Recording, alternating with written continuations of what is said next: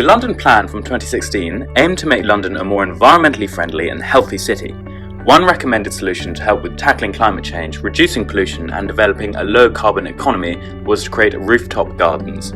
The garden at 120 Fenchurch Street is located in the City of London, a historic financial district essential towards the economic and financial development of London and the UK. The garden is equipped with technologies that increase the site's environmental benefits, including a sustainable drainage system and well-planned soft and hard landscaping.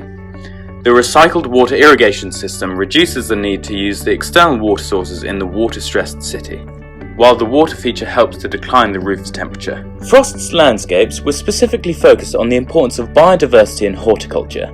Honey plants, including bellflower, sage, stone crops and columbines, attract bees, and hedges and fruit trees are a great nesting space for the birds. We asked Adrian Meeker, commercial director from Frost's Landscapes, about the carbon footprint of the project. The substrate came from Germany, which probably doesn't necessarily help with mileage, but it was basically made from volcanic materials, so it's all recycled in effect or coming natural, so there wasn't really a lot of compost and that sort of stuff. Is quite a sustainable, source of material. Paving came from the UK. What is a healthy city? A sustainable and pollution-free environment might come to mind, though the people's mental health is often ignored. The roof garden right in front of your doorstep, right above the place you work. However, to what extent is the garden made for you? The garden's target audience has always been a hot topic for discussion during our interviews.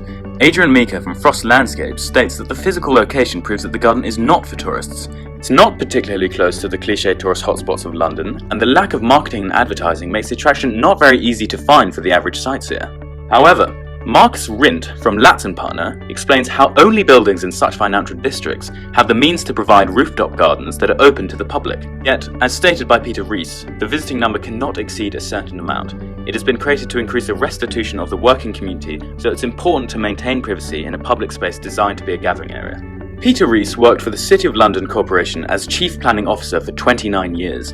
He oversaw construction of the walkie-talkie, the gherkin, and the cheese grater. He gave us insightful detail into the concept of the building's design and linked the target audience of the site towards a larger context of the City of London. The city is not trying to attract tourists.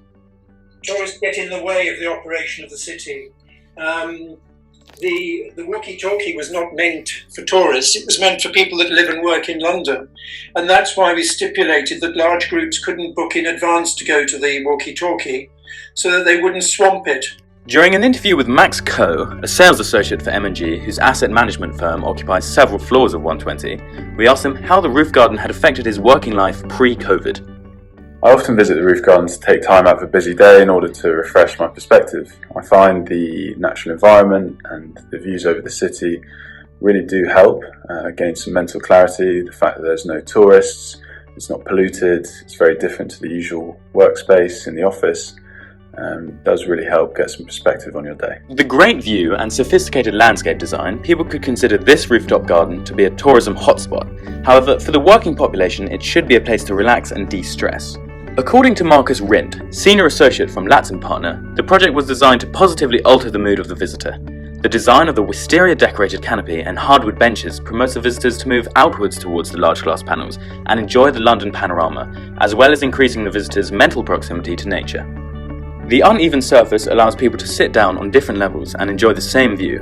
Additionally, the floors were designed to match the York zone of the London pavements in order to create a sense of normality. Designing a public green space in a core financial district is an economically viable way to biodiversify the local area, take care of the mental health of the working population and increase footfall to the nearby commercial sites, accelerating London's progress towards becoming a healthy city and preserving its cultural identity.